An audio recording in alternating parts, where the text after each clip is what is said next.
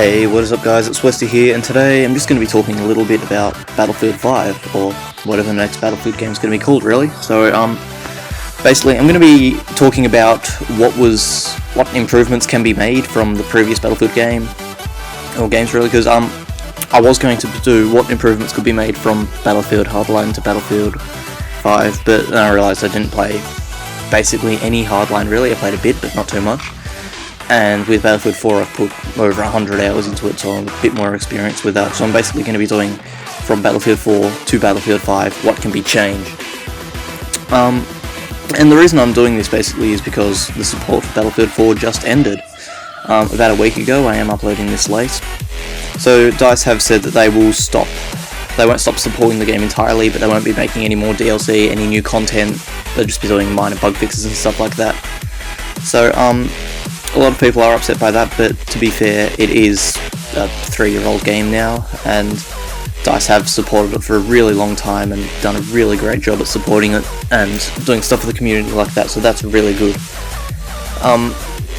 Anyway, so the new Battlefield game should be released soon. E3 is only a few months away, and I'm really excited and hoping they announce it then.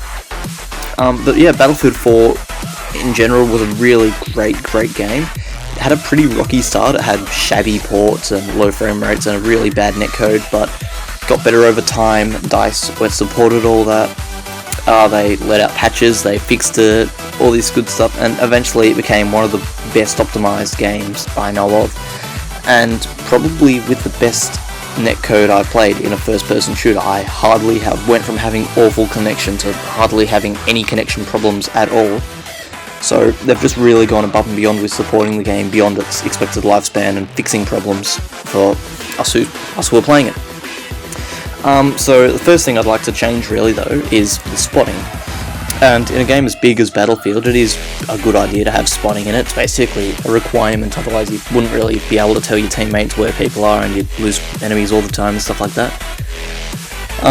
So it really is a good system, but in Battlefield 4 it has sort of become overpowered with people just running around pressing Q non-stop and spotting enemies and then seeing them from smoke and stuff like that.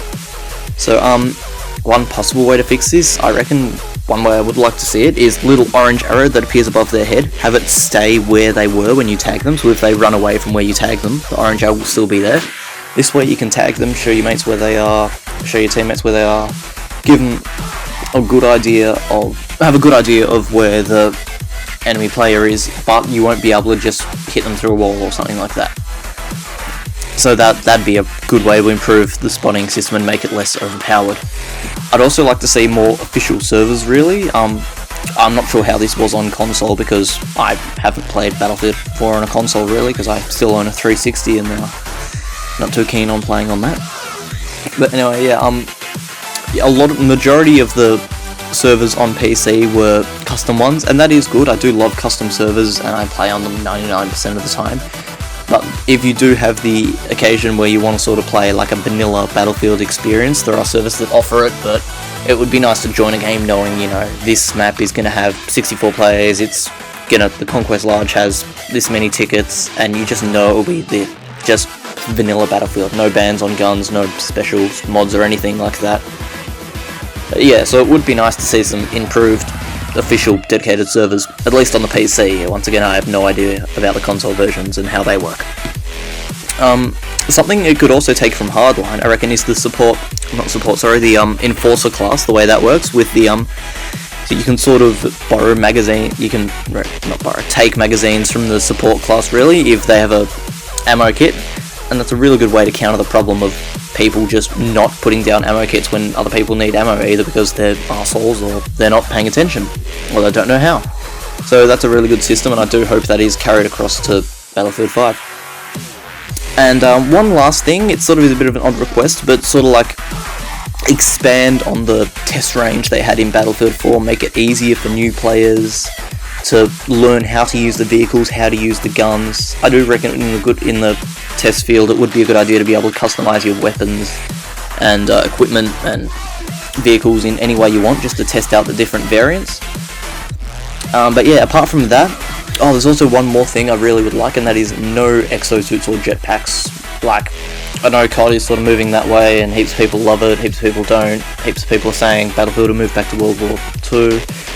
I don't really care what happens, whether it goes back or forward in time or just stays where it is, but I really, really strongly believe that exosuits and jetpacks would totally ruin just the general Battlefield style. Like, it's not really what you come to expect in a Battlefield game, and it would just not make it feel like a Battlefield game, really. And that's pretty much it for the things I would like in Battlefield 5. Now, I only have 2 more days of school left until the holidays are on, so I have been uploading a bit less lately because of the amount of schoolwork I've been getting, but now I should be back into making more videos, and with higher quality, of course, because I'll have more time on my hands. But yeah, if you guys could leave a like and positive feedback or negative feedback if you didn't like the video, whether it's positive or negative, all sorts of feedback helps, and it helps me make my channel better and the videos better. And yeah, so it'd be great if you guys could leave your opinions on this and maybe leave a like if you enjoyed it. It really means a lot to me and makes me motivated to push out more content like this. But yeah, so thanks for watching, guys, and I'll see you next week. Cheers.